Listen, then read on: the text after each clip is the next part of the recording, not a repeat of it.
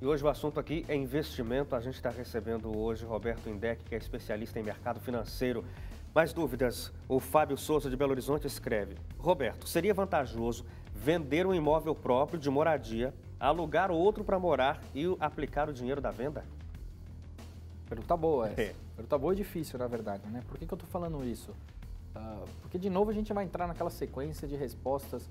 Isso depende do objetivo de cada um, né? Até porque a liquidez dos imóveis, ou seja, não é bastante simples. Não só a questão do processo de compra e venda. Acho que um processo burocrático também na compra e venda de imóveis também acaba dificultando muitas vezes. Se a gente for pegar um cenário de recessão, como a gente vem passando no Brasil ao longo desses últimos 2, 3 anos, pelo menos, um cenário com milhões de desempregados, enfim, economia bastante ruim, apesar de que agora começa a demonstrar alguns sinais de estabilização em alguns aspectos, é muito difícil você encontrar um preço bom por um imóvel nesse momento. E aí você fala também na questão do aluguel, né? Naturalmente, o que a gente via nos anos passados é que um imóvel, o aluguel dele valeria cerca de 1% do valor do imóvel. Hoje a gente encontra 0,25, 0,3, 0,4, ou seja, há aplicações financeiras que são muito mais interessantes do que isso. Ou seja, tem uma série de questões que a gente tem que considerar no meio desse caminho antes de tomar uma decisão como essa. O Mário, de Curitiba, quer saber sobre aplicação em CDI de banco cooperativo. É uma boa?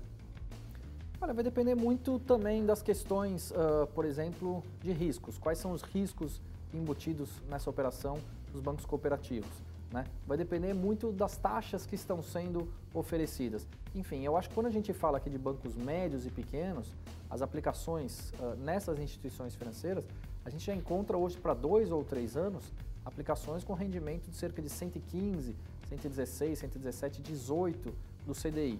Isso são taxas bastante atrativas, ainda mais se você levar em consideração que há a garantia do FGC, que é o Fundo Garantidor de Créditos. Que, por exemplo, o Banco A ele emite um CDB para 2, 3 anos, nessas taxas que eu estou mencionando, mas ele quebra no meio desse período de investimento. O que acontece? Putz, meu risco, eu vou receber dinheiro ou não? Bom, você tem o FGC que ele vai te garantir até R$250 mil por CPF, por instituição financeira. Então, até R$250 mil você está bem resguardado sobre isso. O Magno, de São Paulo, diz que tem uma aplicação em VGBL. Ele deposita R$800 todo mês e ele quer retirar isso em 2022 e pergunta se está no bom caminho. Mas ele começou quando a realizar essas aplicações? Ele não diz aqui. Justamente, por que eu estou te perguntando isso? Porque tem 2 tipos de tributação em fundos de previdência. Você tem a tributação progressiva e você tem a tributação regressiva. A tributação regressiva vale a pena você resgatar depois de 10 anos apenas. Por quê? Porque o imposto de renda sobre os rendimentos, ele começa em 35%, é uma taxa bastante alta, e depois de 10 anos, vamos chamar assim, que ela é apenas 10%. Ou seja, tem sempre essa recomendação na regressiva. Na progressiva não, é sempre 27,5%. Mas uma recomendação que eu faço a ele é o seguinte: nesses aportes que ele faz mensais, quanto de taxa de administração cobra esse fundo de previdência dele? Porque, por exemplo, hoje para você investir nos títulos do Tesouro Direto, as instituições financeiras, elas cobram taxa zero. E a CBLC, a Companhia Brasileira de Liquidação e Custódia, cobra 0,3 ao ano, ou seja, você paga uma taxa de 0,3 ao ano. Se um fundo de previdência paga, por exemplo, cobra 2% ao ano de taxa de administração, você tem uma diferença de 1,7%, que é uma taxa bastante considerável, isso levar em consideração ao ano. Então, o que a gente recomenda muitas vezes? Para pessoas que têm fundo de previdência, nesses casos com taxas bastante altas, essas pessoas elas deixem de realizar essas aplicações, deixem o dinheiro nesses fundos de previdência para não precisar pagar imposto de renda e comecem a realizar novas aplicações, por exemplo, nos títulos do Tesouro Direto, mais especificamente aí nos títulos do Tesouro Selic, para quem olha a curto prazo, e nos títulos do Tesouro IPCA, para quem olha a longo prazo.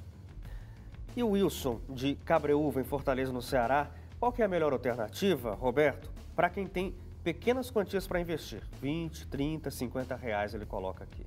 Olha, respondendo para o Wilson e para muitas outras pessoas também, aplicações mínimas iniciais nos títulos do Tesouro Direto é a partir de 30 reais. 30 reais. Né? Então, acho que isso facilita muito a entrada do investidor nesse mercado.